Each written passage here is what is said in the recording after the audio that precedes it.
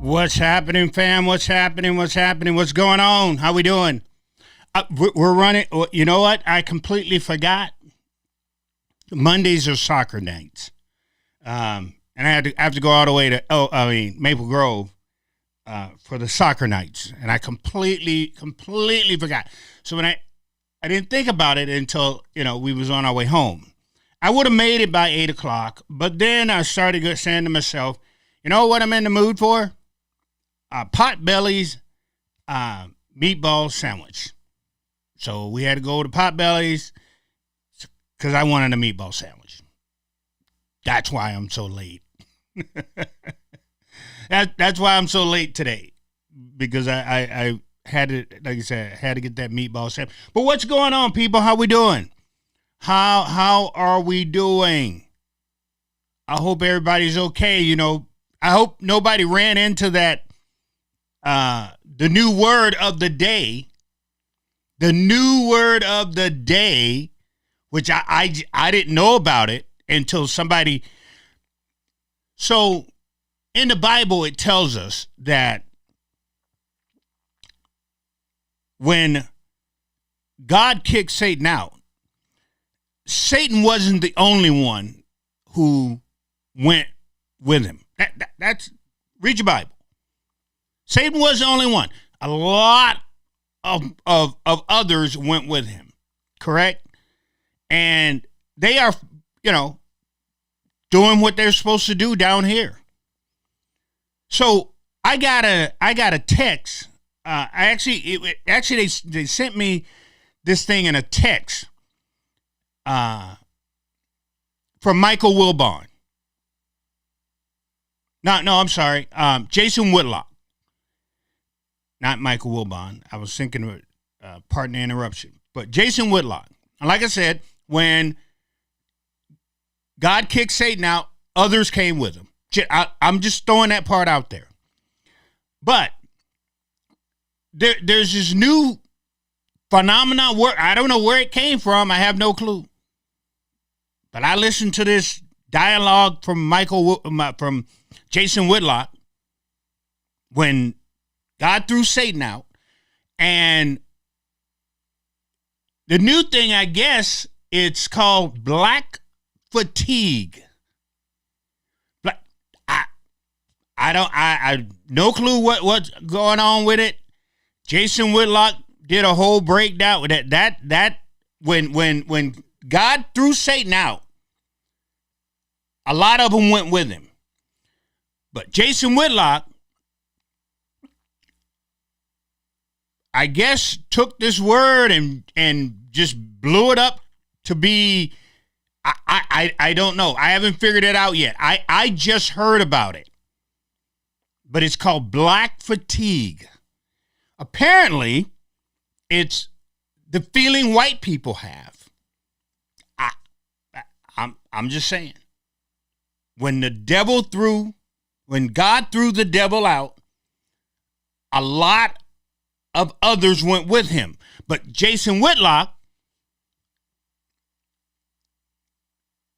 I guess, breaks this whole thing down. So they told me that I got to go on Twitter and look at some of the things that Jason Whitlock is saying about black people now. Well, he always say things about black people, which is totally disparaging, being someone who has a platform like that he's going to use it to stomp on black people. But you know what? If that's what pays the bills, it's sad. But again, when God threw Satan out, a lot of others went with him. But if that's how Jason Whitlock has to pay his bills, then that's how he has to pay his bills. I just think it's sad. I think if you have a platform like that, let's deal with the problem we are having in the community. I would think somebody like him sees the problem and would want to do what's right to help what's going on in the community, right? This dude that I was dealing with, I guess I got to call him, but Brad, the guy who's running for running for governor, got a hold of this dude. He's a trucker guy. And I was in his space. I was in his space when this lady got mad at me because I told her that nobody, this is what I said. I'll find it, I'll pull it up. But I said to her, nobody should use the N-word. So she gets mad at me because I told her she can't use the N-word. And literally called me a racist.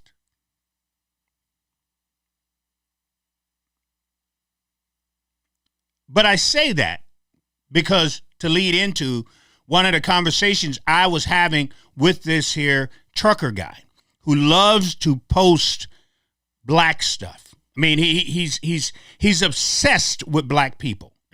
I'll show you his page. So he says that 80% of black households, 80%, this is what he posted, have no father in. Hold on.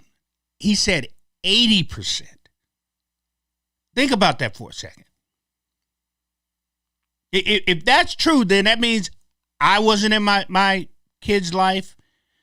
All my friends that I have, all my black friends that I have, was not into there.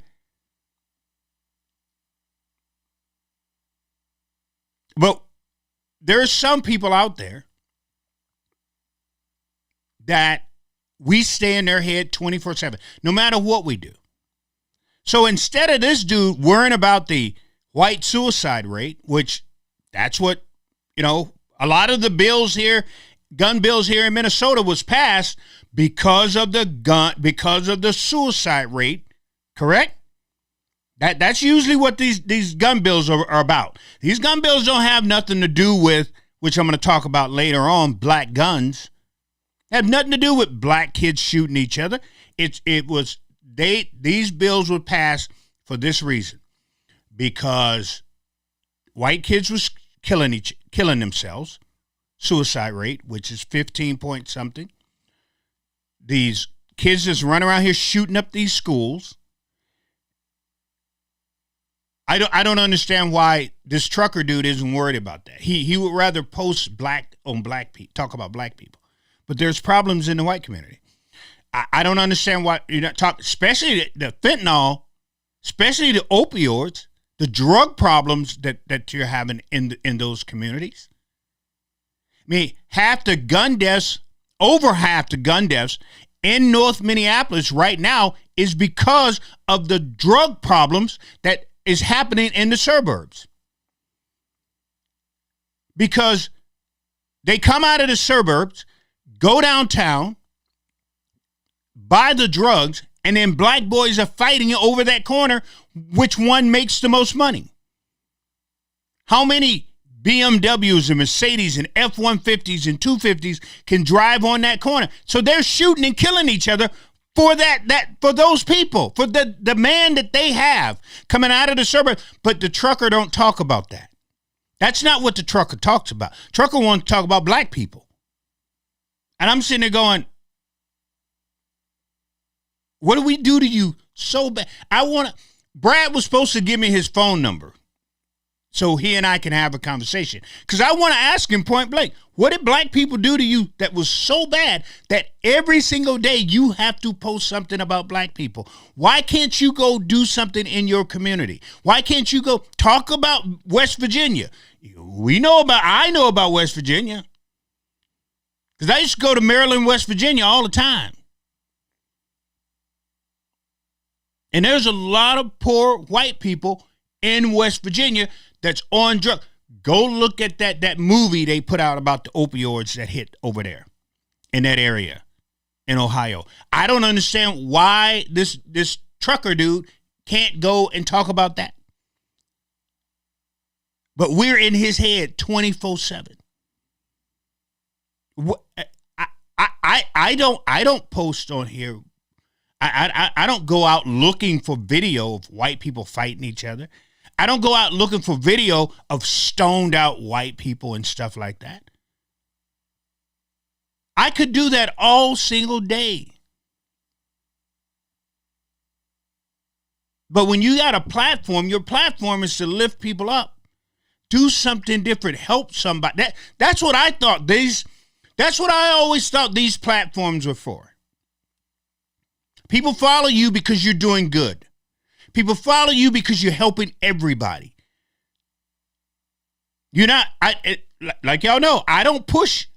Y'all don't hear me on here pushing for a party at all. You don't hear me pushing for the Democrats, and you don't hear me pushing for the Republicans. I talk about them both the same. They both get from me. Because again, to me, we should never. It was never about the parties. If it says we the people, where am I missing? What am I missing? What part am I missing? They didn't say we the Democrats, and it didn't say we to the Republicans. Because hell knows here in Minnesota, neither side is doing good. Neither side is doing for the people. Not one side. I would ask a question, but I always know what I'm going to get. Because if I ask what have the Republicans done, then what do people say? Well, they can't do anything because the Democrats are always in power. Look at all they do, blah, blah, blah.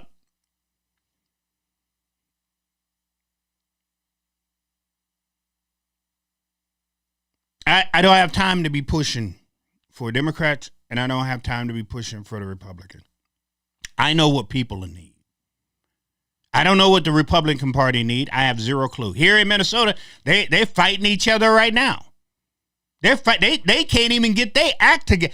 They're so disarrayed that they're fighting each other in a party that is disarrayed. And then you got the Democrats, which is just foolish. Flat out, no if they're foolish. Foolish. So why would I want to be a part of anyone? What? Tell me, make me understand why I would want to be a part of them. Any one of them. That's what I thought. Half of y'all don't want to, but you got this in your head that you have to push for a party. Oh, no, I got to be a Democrat. Oh, no, I got to be a Republican. And look at where we're at. Money walking out of here in suitcases. Worried about kids coming here, we got kids coming here getting cut up at 13, 14, don't even know what they want. At 13 years old, I had zero clue what I wanted. To be totally honest with you. Zero clue what I actually wanted to be or what I wanted to do. I didn't know. But I knew at one point in time I wanted to be, I wanted to be Shazam. Y'all remember Shazam? Oh boy, I wanted to be a mortal like you wouldn't believe. So if my mom would have said to me, you know what, I'm going to put a cape on you and you can go jump off the side of a house, I'm going to be all right with that. Man, we're in trouble here in Minnesota. We're in trouble, people. Everybody's talking about that dude that's playing on the softball team in Maple Grove that's beating everybody. Dude just striking out everybody. That's unfair. That's not right.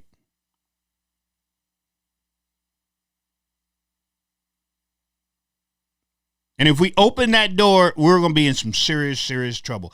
Hey, I ain't got nothing against trans people. Everybody is who that, like I told you, if you're here in Minnesota and you know what a gay 90s is, I used to go to gay 90s all the time. Because I knew we could go into gay 90s and have a good time.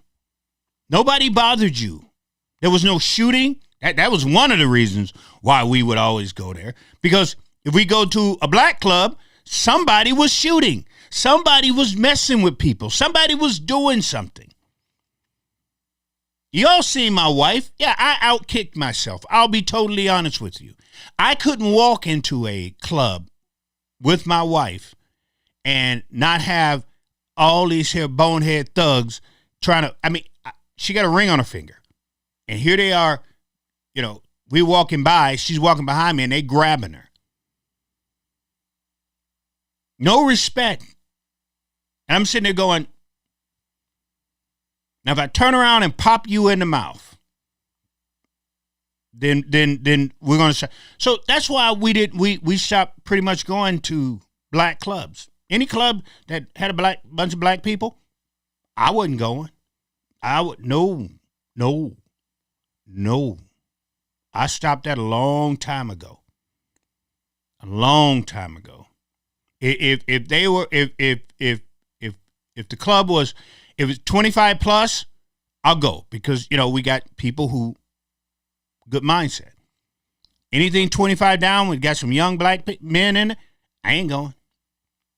And not here. Because we all know what happens. Either it's going to happen in the club or when we get out. One or the other. At the end of the day. But the new word that came out today, I guess, is black fatigue. I guess white people are having fatigue on black people.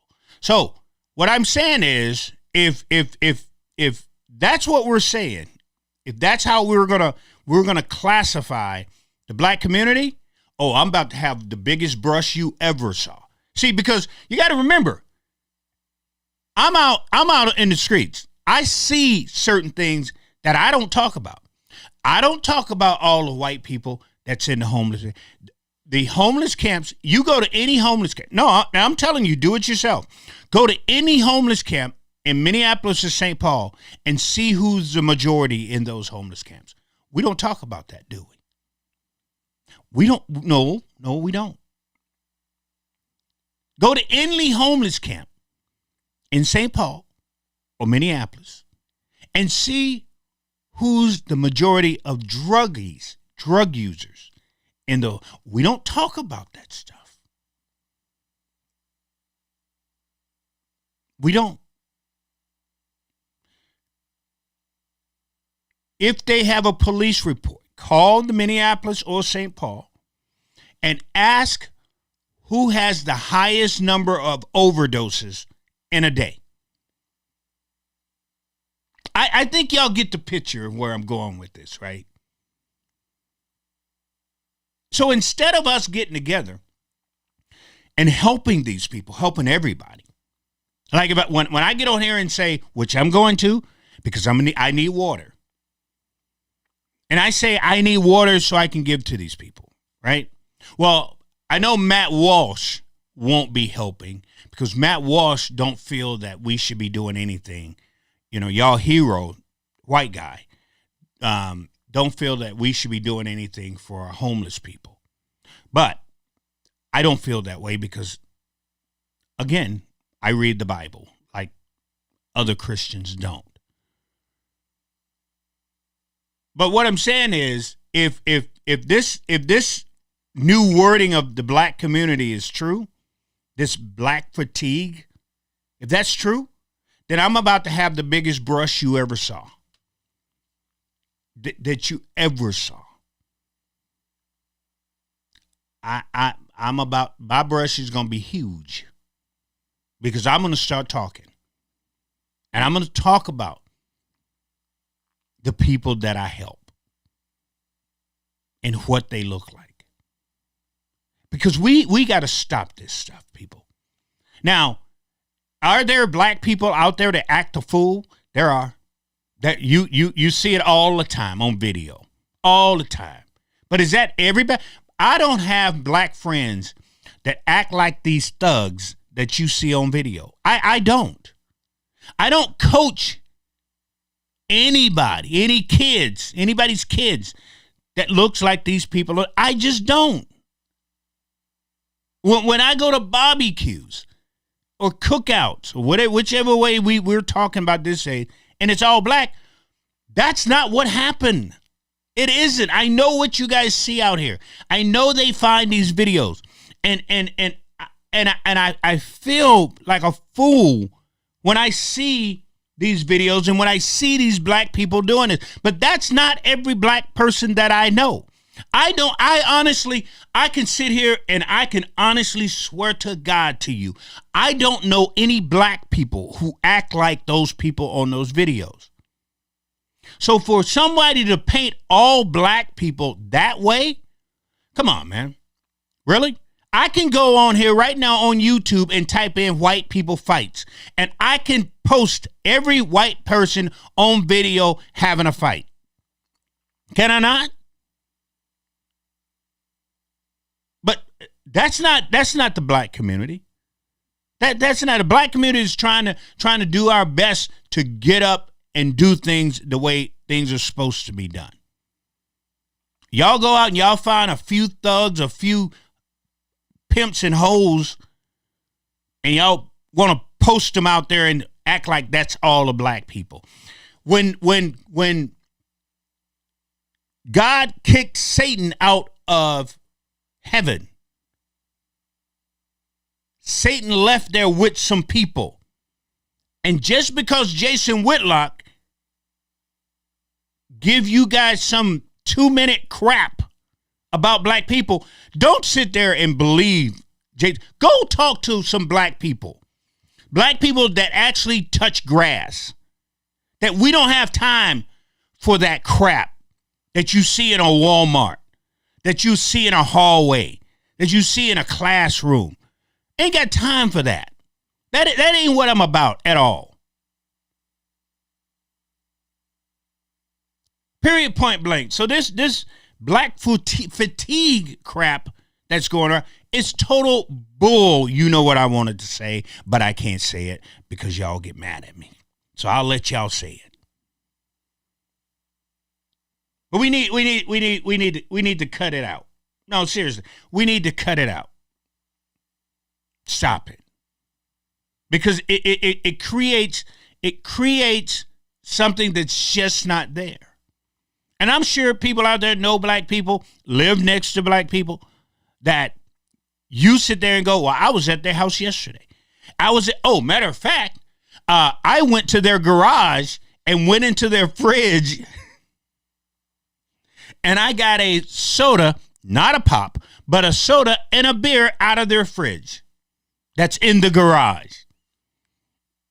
I know people are probably sitting there going, what is Rev talking about, a fridge in a garage? Well, on Twitter, again, a white person who we live in their head 24/7 tried to say that black people, only white people, have an extra fridge in their garage. And I thought that was pretty funny. I got the gist of what they were saying. But that's what they were saying. And I posted it on my thing. And I'm sitting there going, then I must be privileged. I must be the most, matter of fact, I'm doubly privileged because I got a fridge in the garage that I keep my soda and my grandkids' juice boxes in. I got a deep freezer in the front garage. Well, the back garage, I got the fridge. The front garage, I got the deep freezer. And then I got a fridge in the kitchen. So I am overly privileged and blessed. And I thank you very much for that. But I'm just saying, these white so-called influencers out here today, that's all they got to do all day is keep us in their head 20. I don't think about white people that much. I don't even think about black people all that much like that throughout the day. I got about 20 minutes to figure out what I'm going to do for somebody. And other than that, I got other things to think about. And if that's all you got to do all day is sit around and think about black, you need to get a life. You need Matt Walsh. You need to get, and when God kicked Satan out of heaven, Satan went with a bunch of others. And if y'all listen to Jason Whitlock, y'all are out you've lost your mind. If that's who you, listen to me. I'm going to say that. Y'all, man, I really feel sorry for you. I understand why there are two parties. There have to be two parties. You have to have one party who just hate. And you got to have the other party who just hate.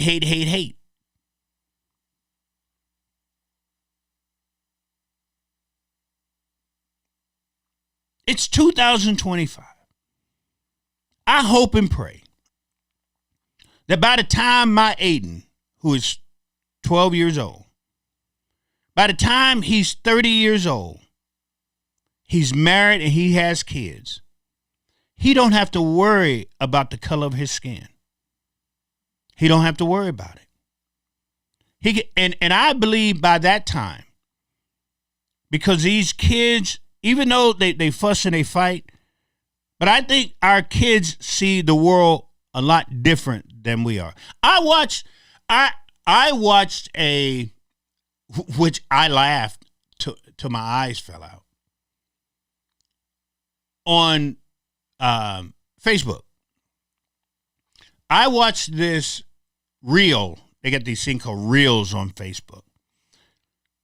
And in this reel, I'm all over tonight, so y'all just keep up with me. But you get the premise of what I'm trying to say. But in these reels that I saw, and you can go to Facebook and type this in, and you can see for yourself. But it's white girls love black men. Have y'all seen those? Y'all seen those reels? Oh, you know what? I'm sorry. I didn't have my get up here. So let me see. Oh, see. I'm sorry, y'all. I completely forgot this thing was on here. It takes courage to stand for what CJ said. It takes courage to stand for what's right. It's not expecting a return for what's right. You're right. I'm digging you, CJ. This is just stupid. I have people fatigue. I'm like you too. Hey, Josh, how you doing tonight, Josh?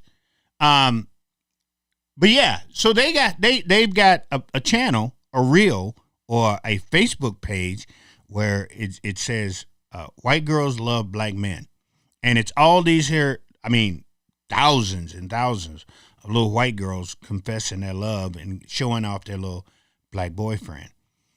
So I think maybe that's what it's going to take for us to just become one.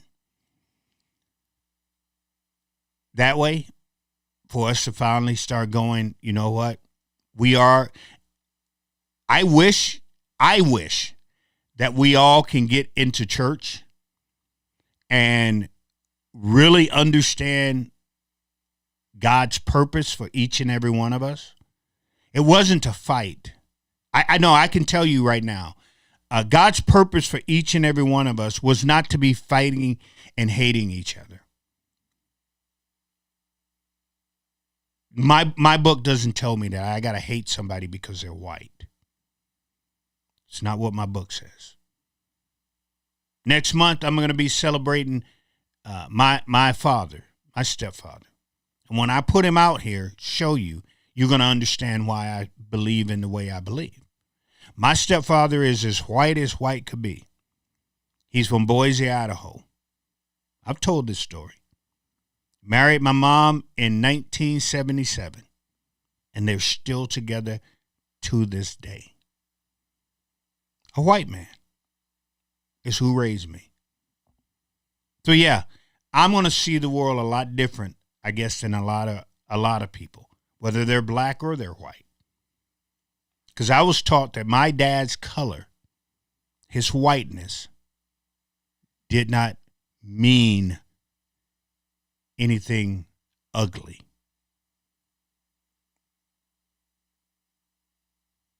I'm just saying. And the more I got into the book,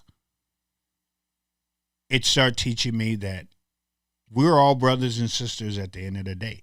And more that I got into the book, it's telling me that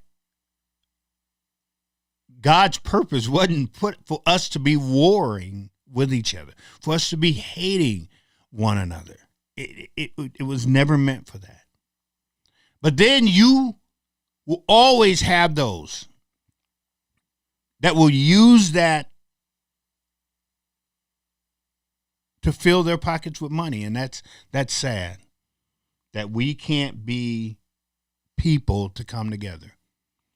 We've got these parties using us. They do. I mean, I don't care if you mega. I don't care if you. I don't know what they call blue. What they got a name for the Democrats yet? Have they figured that out? I don't know. Anyway,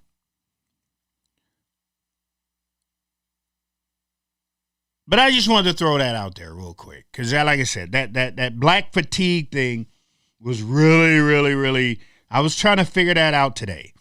Black fatigue. That's okay. All right. So we're going to do that. We're going to do that. Okay. But anyway, hey, so I'm listening to this interview that Liz Collins did, and I'm gonna play that. And I wanna break that down a little bit tonight. But Liz Collins, his name Tuteo, which again I'll say it over and over and over. That cat had no business being in prison. That cat had no business being in prison. I'll say it today. I'll say it tomorrow. I said it when he went to prison. He shouldn't have.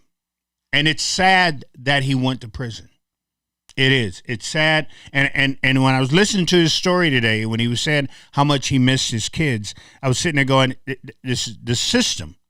And that's what I want you guys to understand. And I'll show you exactly what I'm talking about when I say the system, right?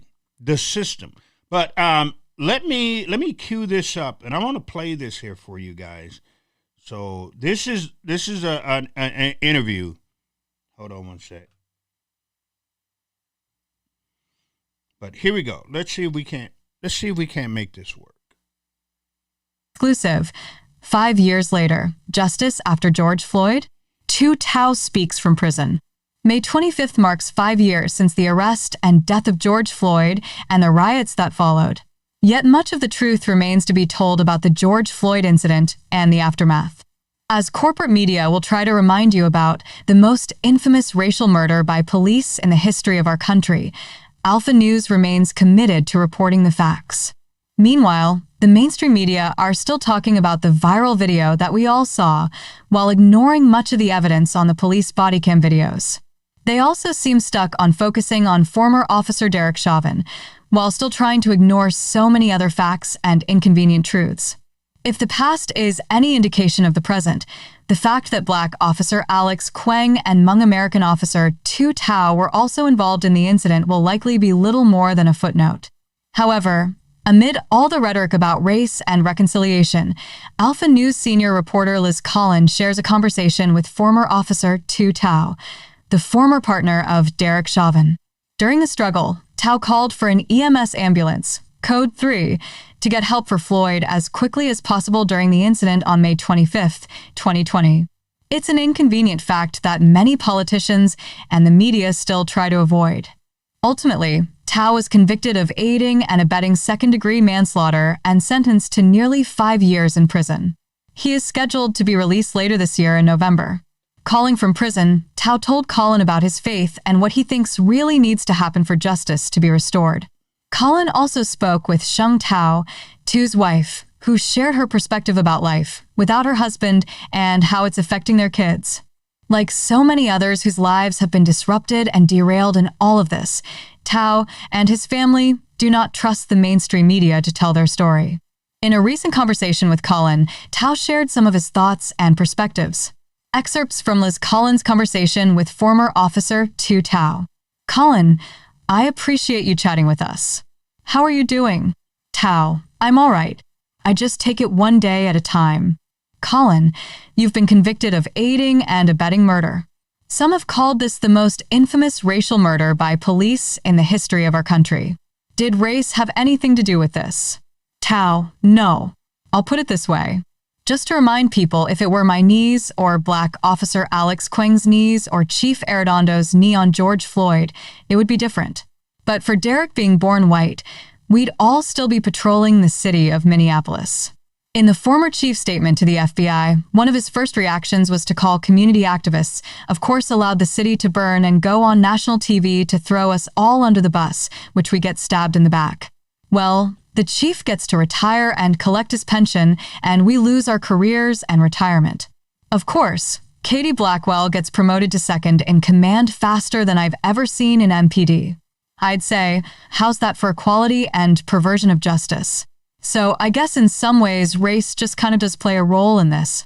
Colin, We talked a bit about this before. You explained how you and the other officers were obviously doing the maximal restraint technique, and that Chief Arredondo and Katie Blackwell lied about that.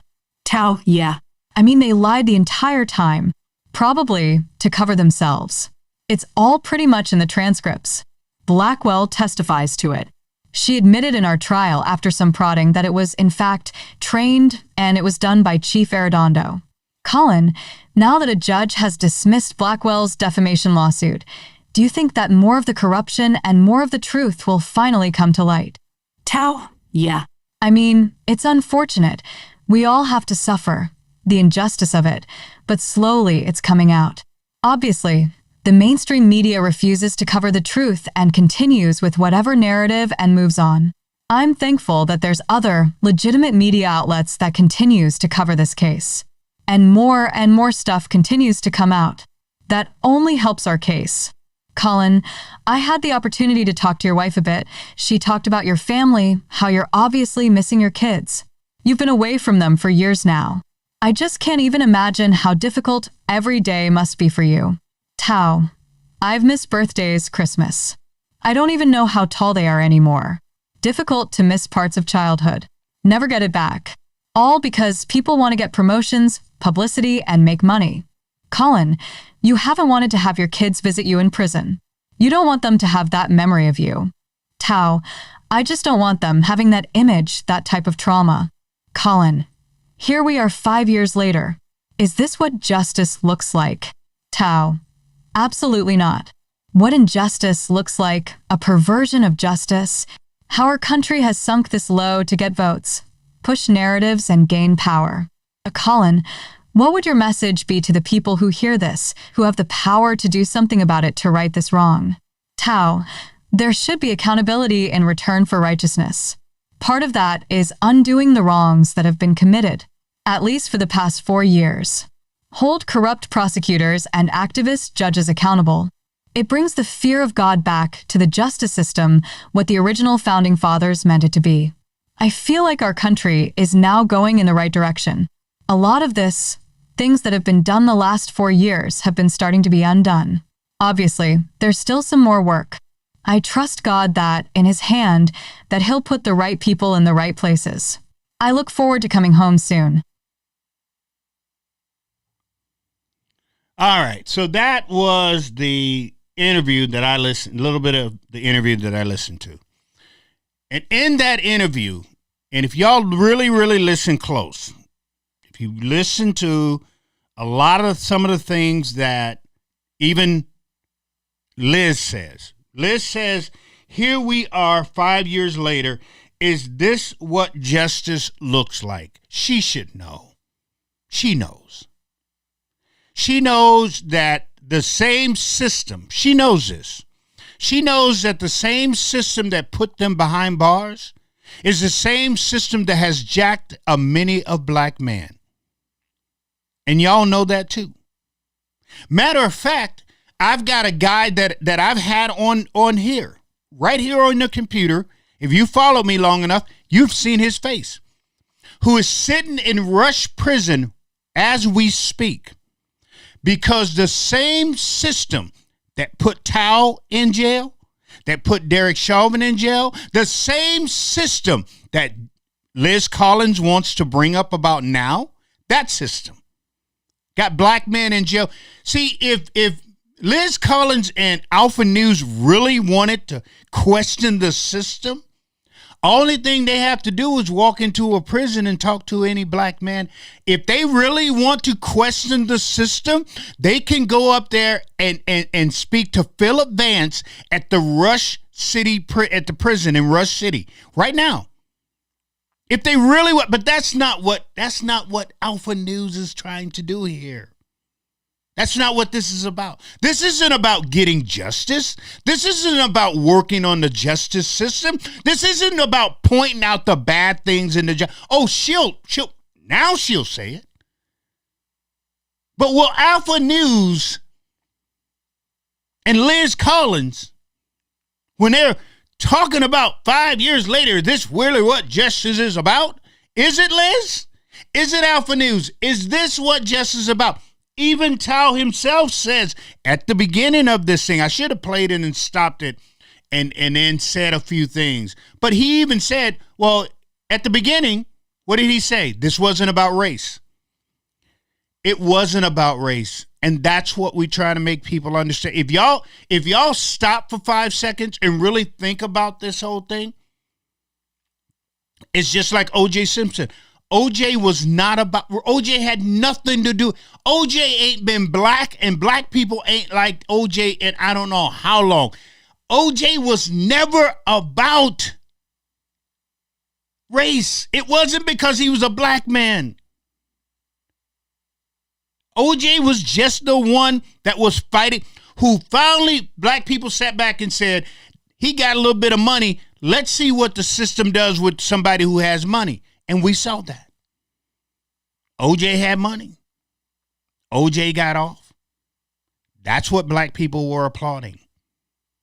Not because he was black. O.J. ain't been black. And then when O.J. got out, y'all didn't see him in the black community, did you? O.J. wasn't out having a 40 in a paper bag, hanging out on the corners. O.J. wasn't at no cookouts. O.J. went back to doing exactly what O.J. was doing before he went and got in trouble. It wasn't hanging out with black people. O.J. just happened to be the one. Derek Chauvin happened to be the one. Wasn't about black. Look at the people. Look at the. I called my uncle yesterday. He's in Memphis, Tennessee. I'm from Memphis, Tennessee. And we were talking about those black cops that pretty much is about to get off for beating a black man. And my uncle said, man, you should see all the protests down here. But they're not tearing up anything. They're just standing on the corners. They're doing it. They're doing it.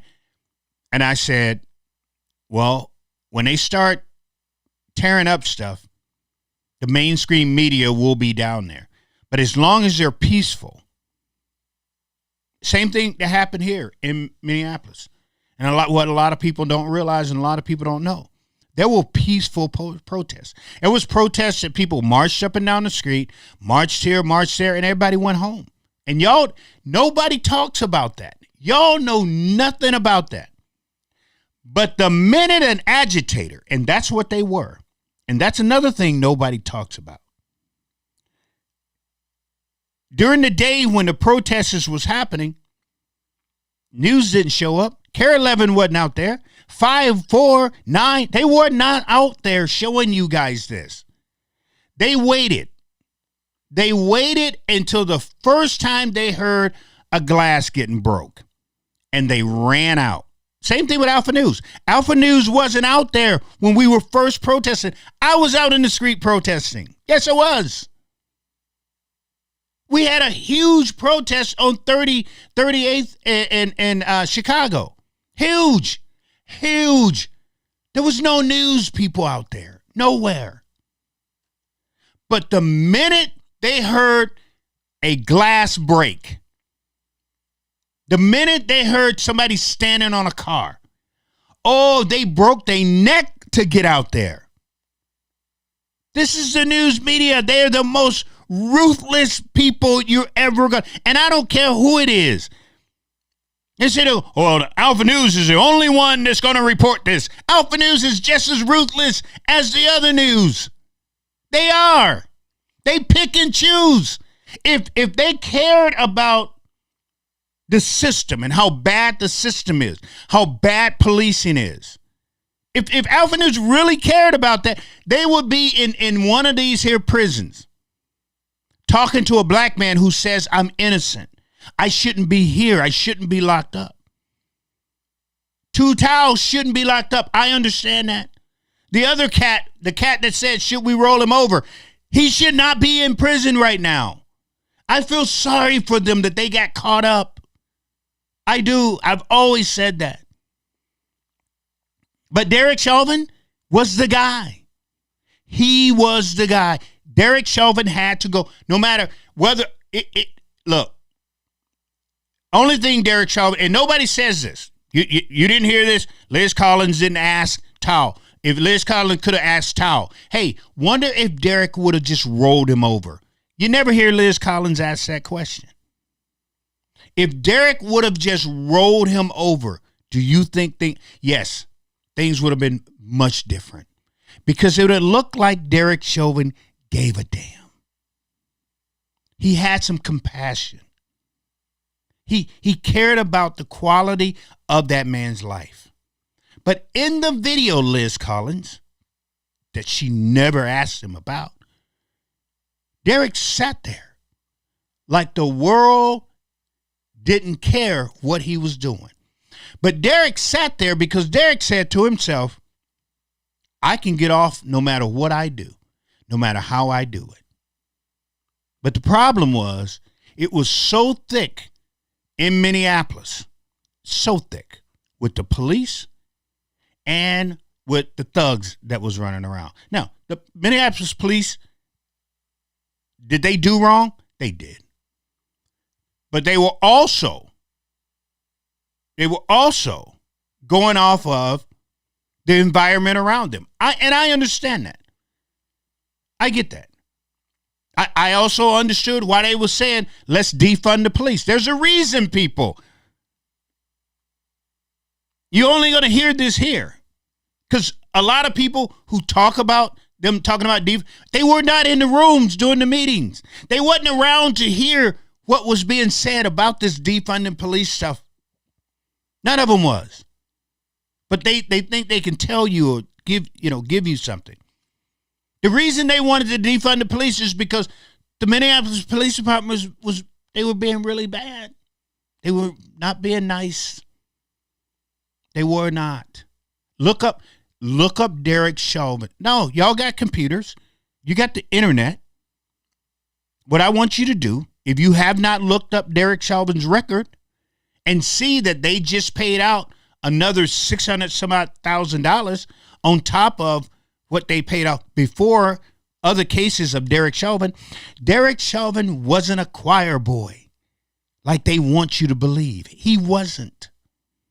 Look it up, people. Use your internet to do your research and your history on stuff.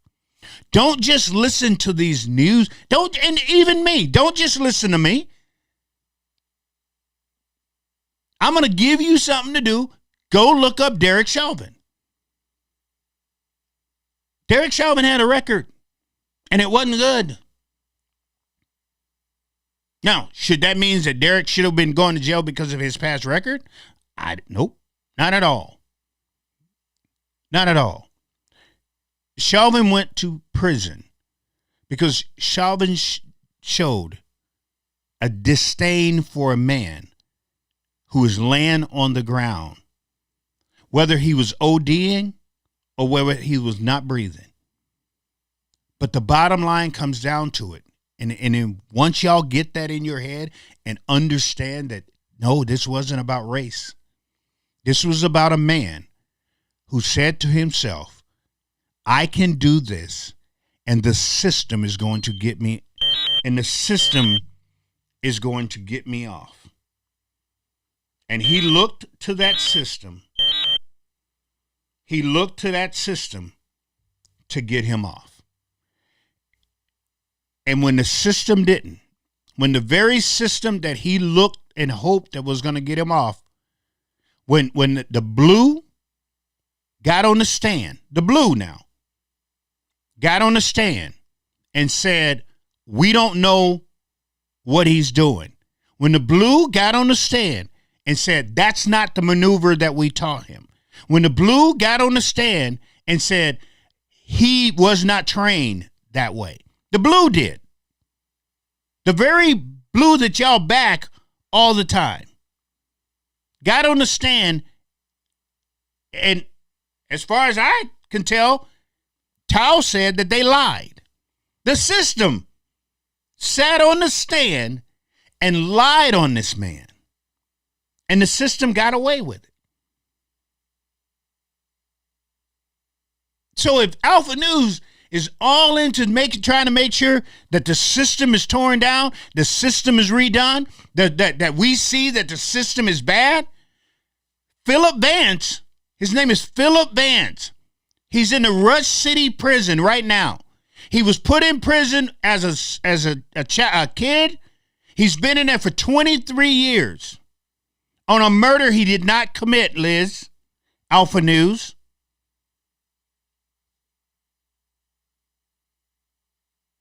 Go do that system also. But Derek Chauvin isn't in prison, isn't in jail because he murdered Derek Chauvin. I mean, George Floyd. I've never said that he was on his neck. I've never said that he murdered him. What I said was the lack of compassion that he had for this man, whether he was dying of an overdose or whether he was dying because he wasn't breathing. The lack of compassion is what got him put in jail. And the system that y'all love so much put that man behind bars. That's the truth, people, whether you want to believe it or not. That is a flat, no ifs, ands, or buts truth. You can sit here and go, oh, well, it was because they paid the family out way before this happened. It was because they knew that this was going to happen. They burnt the city down anyway, with or without the verdict.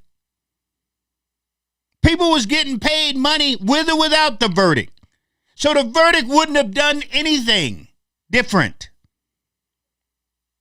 Oh, the jury was scared and they knew they had to.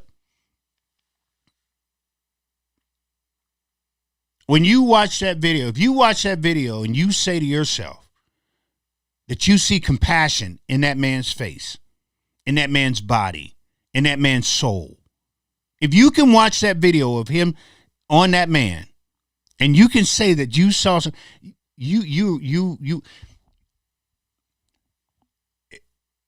when God kicked Satan out of heaven, Satan didn't go by himself. So if you can sit there and say that you watched that Derek Chauvin situation and you can't,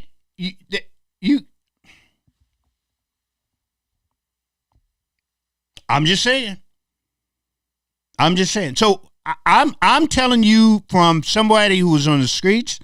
I was there when right after, the next day we all met at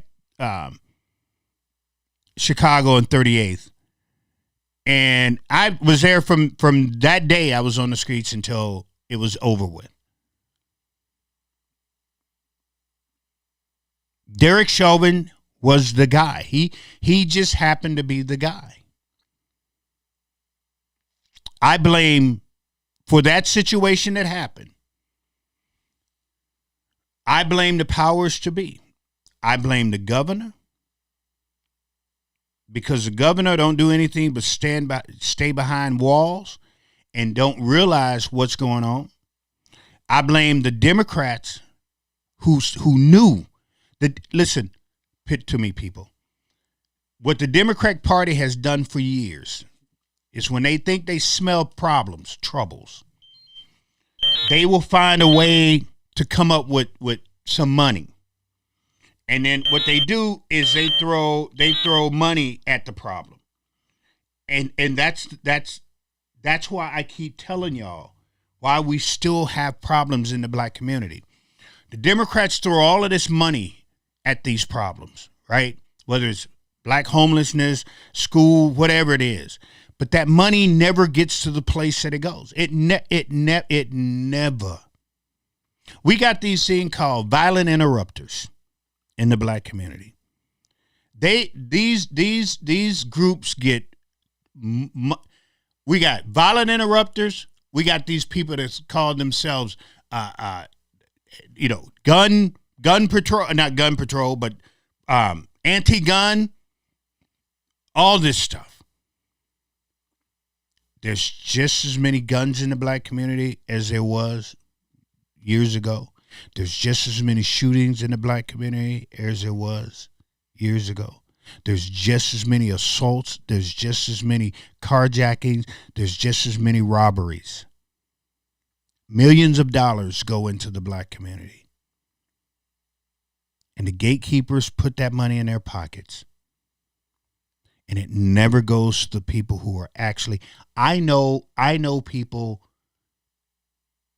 that I can give money to. And they will do what is right. I know those people. I also know some people, and I'm learning very, very much about them. That's why when I get in office, y'all ain't gonna see there won't be no checks written like that. They write these people checks and don't even ask them what they're doing. There's no checks and balances for your tax dollar, Minnesota, going to these people. These people I hear them out, love up, guns down, and every other name for, call himself trying to, help get. Stuff's not happening. That stuff's not going on. And it was about, well, what can we do to make this happen or make that happen? Well, you can stop paying the wrong people. You can stop giving money to the wrong people. You can stop having legislators write bills for people that they know.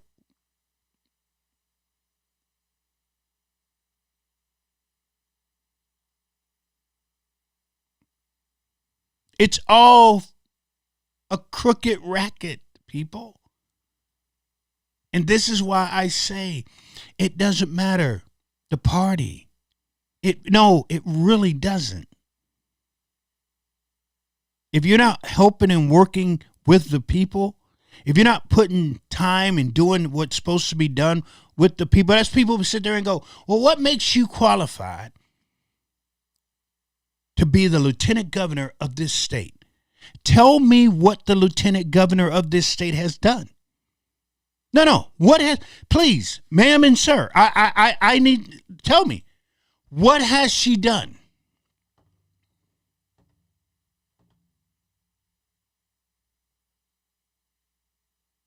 Name something.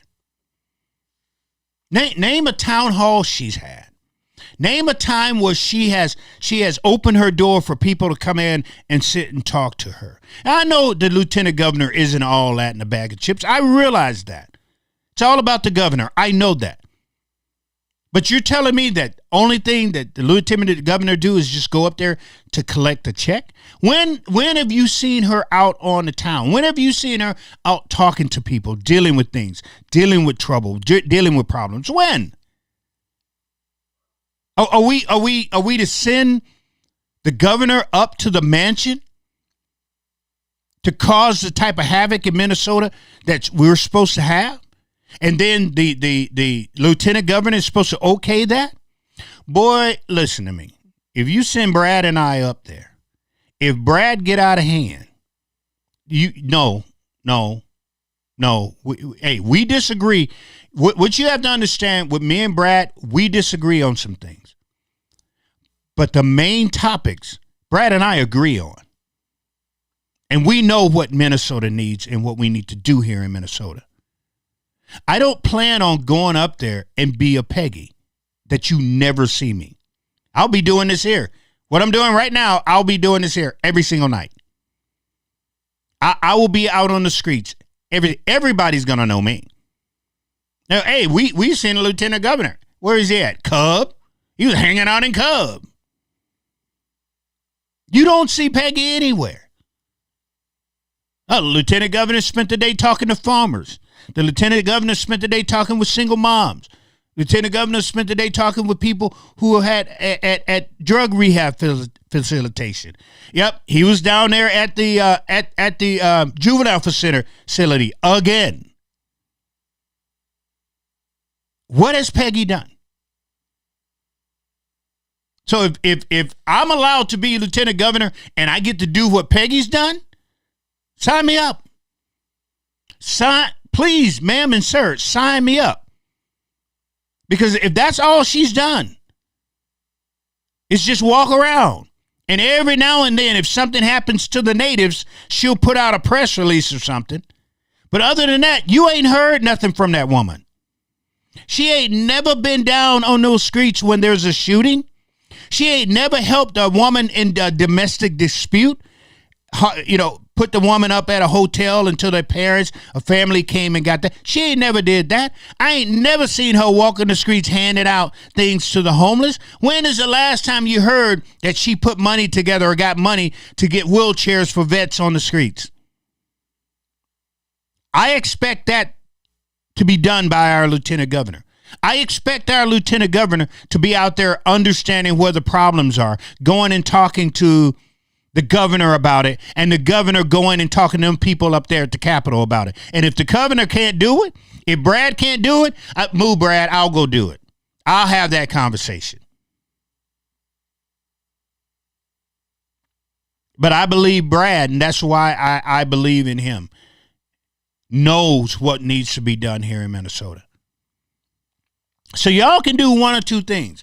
Y'all can sit here and push water for these parties, or we can get down to the people, and we can start doing for the people, and we can start listening to the people, and we can start giving the voice of the people back to this state of Minnesota. When I first got here to Minnesota, it was awesome to be here. Awesome. Nobody want to be here no more. People are leaving this place like droves. Why? Because it's not of the people anymore.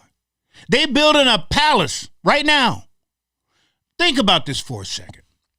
Think about this for a second. Now, I don't know about y'all, but like I said, me, I ain't got that much money. I don't. Period, point blank. I'll be flat out honest with you. And then when I have to turn around and pay $300 for my wife's tabs, that's crazy. And then, mine is $180. But still, for tabs, for a little tab, those tabs should be $99. No, hold on. Better yet, they should almost be free. Because that surplus, the surplus that we had, he could have easily sent me a $500 check, and I would have went and bought my tabs with that. Thank you very much, Governor.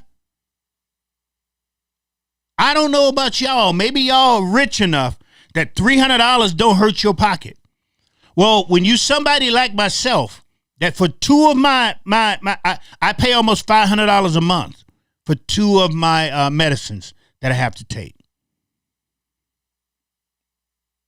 Now, you can't sit there and tell me, even rich people can't sit there and tell me that a $500 check in your pocket, and you said, then I'm going to go over here to DMV. I'm going to cash this check. I'm going to go to DMV, and I'm going to pay for my tabs. Come on, people. But we didn't get that. They spent it. They spent your money. You didn't get none of it back. And then they built this $750 million office building that they got going on down there right now.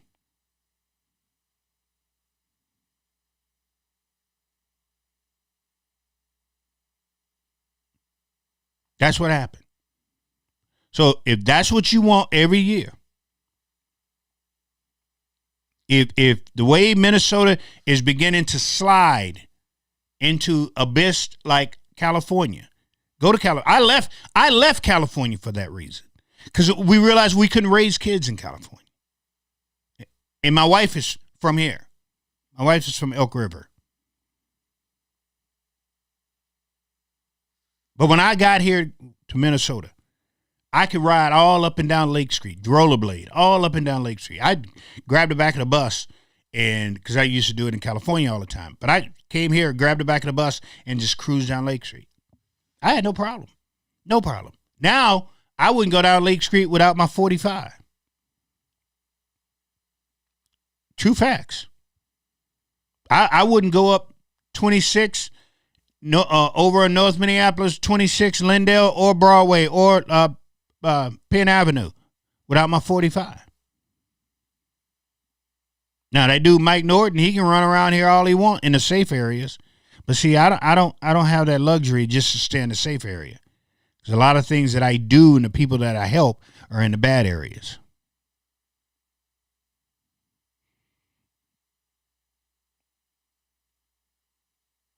But at the end of the day, it's just funny to me. Even when it comes to guns in the black community. I'm gonna run over about 10 minutes because I wanted to take care of this here because Charleston White, I don't know if y'all know who Charleston White is, was talking about black people and the guns in the black community. There are a lot of guns in the black community. The problem is with the black community is we don't see guns like I have my white brethren see guns. And everybody, then you always hear the ones that say, well, if you let black people start buying guns, you'll see so many, what they say, gun bills would be crazy. That's the problem. People don't realize that black people do have guns. We just don't put our guns out on Front Street the way a lot of people do.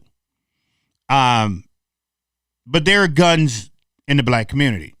Sad part about it, there's other guns in the black community that we would love to try to get rid of. But at some point in time, we have to, again, look at the situation and come together as one, even when it comes to our guns and our firearms, to fight this situation that goes on in our community also.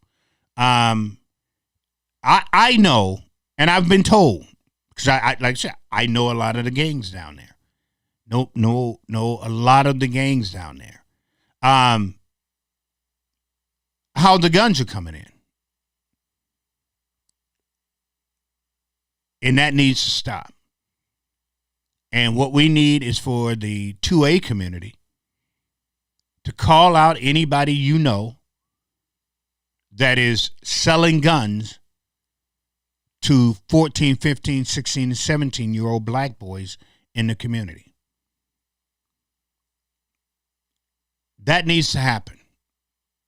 If it's important to the gun community to keep their firearms, which they have a right to, I believe you also have a right to speak up and speak out against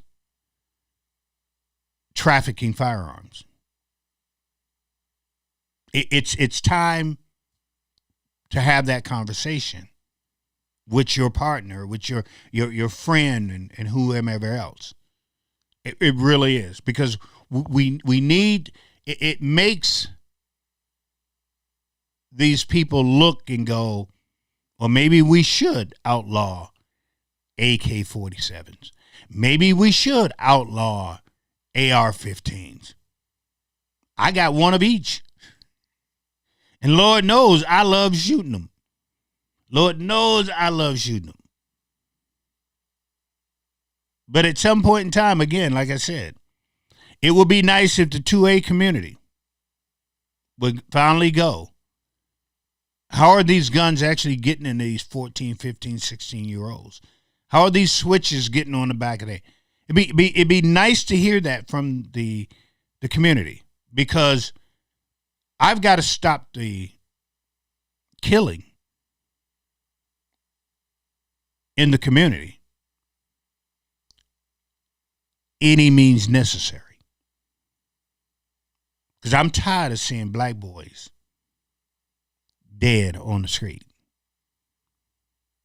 Like Tal said in here, the judges, the courts, they're not doing us any favor by dropping gun charges when they know that these guns are killing these kids. Well, they're Democrats anyway. When, once I start looking into the abortion situation, and I realized black women, I told y'all a story about the white woman who got mad at me because I was saying that we have to find a way. We have to find out why there are so many black abortions in the black community.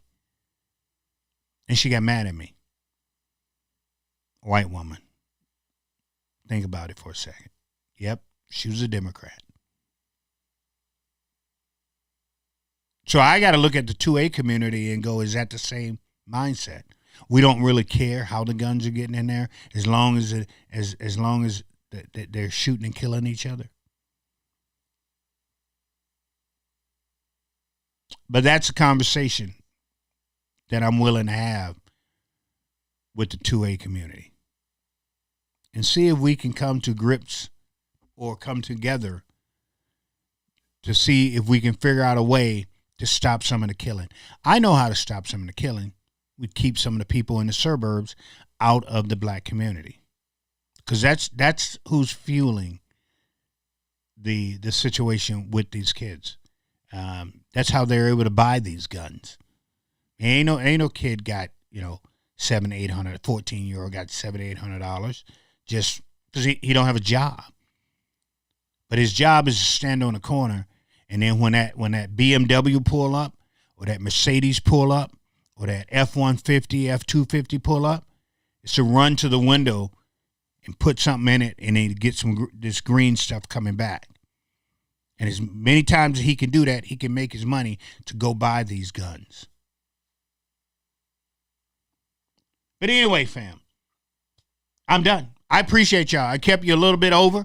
I've got to get myself up there and go to sleep. Hey, Brad and I, hold on.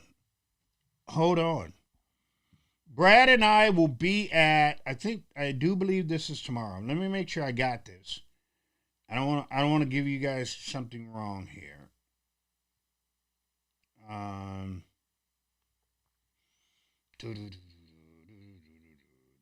Where Brad and I are going to be on tomorrow. I don't have it. I thought he sent it to me.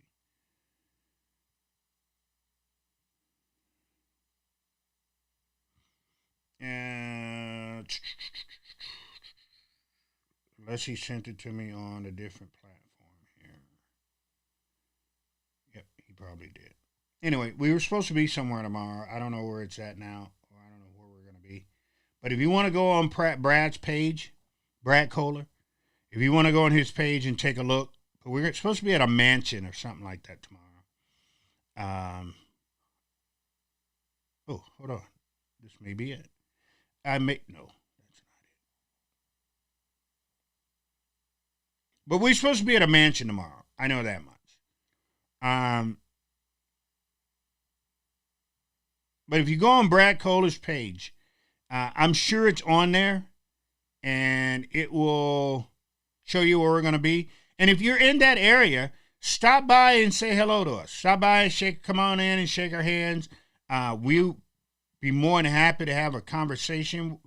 More than happy to have a conversation with you, talk with you, and the whole 9 yards on that. But yeah, I can't find it. I thought I could, so I can show you guys where we're going to be. I've got to hit Brad up and tell him when he send me something. I don't know if he sent it on. Hold on one second. Give it one more try here. If I don't have it, you can go to his page, because I'm sure it's on Brad Kohler's page. I'm sure it's on Brad Kohler's page where we're going to be at tomorrow. You can go and take a look at that. And if you're going to be in the area, please, ma'am and sir, stop by, say hello to us. We will definitely appreciate that. And again, I'm on YouTube also. So if you missed something, if you don't get it here, you can go on YouTube and go to my YouTube page. I will put that on here. I will start putting that on my Get Up too. And then you can go there and take a look at that. But anyway, fam, hey, y'all have a good night. We will talk to you later. We're going to end the night like we always end the night, realizing and recognizing and understanding we serve a God that is unbelievably good all the time. No if, no ands, no but. We serve a God that no matter what you do, how you do it, or when you do it, God is going to make sure that he turns things around for you. You have a protector that's there for you 24 hours a day, 7 days a week. He protects you even through things that you don't even realize that you've done. That you've done. God is good, and he's good all the time. I'm telling you something that I know, not something that I think or I heard. We serve a God that is compassionate, and because of his compassionate, and because of his grace and his mercy, look at where you're at today. He didn't have to do it, But he did it because of the love that he had for each and every one of us. And for that and that reason only, we should just say thank you, God. We so appreciate you. We appreciate the one that laid on those 2 sticks, died and bled for each and every one of us. And for that and that reason only, y'all should have a smile on your face. And y'all know what we do with those smiles. We take them out and smile at somebody, so somebody smile back at you. Hey, y'all have a good night. We will more than no, can't see you Wednesday, got a baseball game. So I'll probably see you nope, can't see you Friday either. We're in Delano. We got a baseball game in Delano. So I'll probably see you next week or Thursday. How about that? We'll come and chit-chat and rip it up on Thursday with you. Y'all have a good one. Peace, fam. I'm out.